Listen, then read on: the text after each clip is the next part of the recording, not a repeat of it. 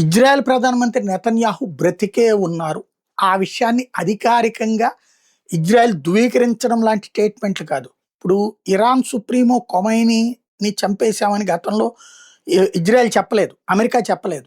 కానీ ఖొమైనీ ఉన్నటువంటి భవనాల మీద దాడి జరిగినప్పుడు, ఆయన చనిపోయాడన్న ప్రచారం జరిగినప్పుడు, ఆయన బయటకొచ్చి మాట్లాడే ధైర్యం చేయలే. ఓ వీడియో రిలీజ్ చేసేవాళ్ళు ఆ వీడియో రికార్డెడ్ వీడియో అయ్యుండేది. అంత భయం ఉండేది.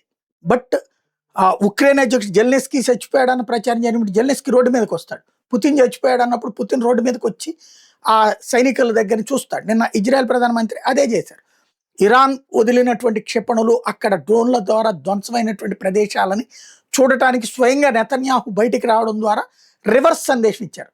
నేను నిన్న ఒక్క రోజులో కనీసం 7-8 కాల్స్, మామూలుగా ఈ 4-5 రోజుల నుంచి మనం కంటిన్యూగా వార్తలన్నీ కూడా ఎప్పటికప్పుడు చెప్తా ఉన్నాను నేను. అందులో ఇజ్రాయెల్ ప్రధానమంత్రి అంశం మీద మాత్రం 4-5 ఫోన్ చేశారనమాట. అంటే వాళ్ళు అంత ఆసక్తిగా ఎదురు చూస్తున్నారు ఏం జరిగిపోతుందో అన్న భయం కొంతమందిలో, ఏమీ జరగకూడదన్నటువంటి ఫీలింగ్ కొంతమందిలో కనిపించింది. ఇప్పుడు ఆయన ప్రధానంగా ఇజ్రాయెల్ ప్రధానమంత్రి బ్రతికే ఉన్నానని నిరూపిస్తూ బయటకొచ్చి ఆ పరిస్థితులన్నిటిని కూడా చెక్ చేసి, ఆ తర్వాతన ఇరాన్కి ఘాటైన హెచ్చరికలు ఇచ్చి, ఇరాన్ లో ప్రభుత్వాన్ని కూడా మార్చి తీరుతామని ప్రకటించి వెళ్ళారు.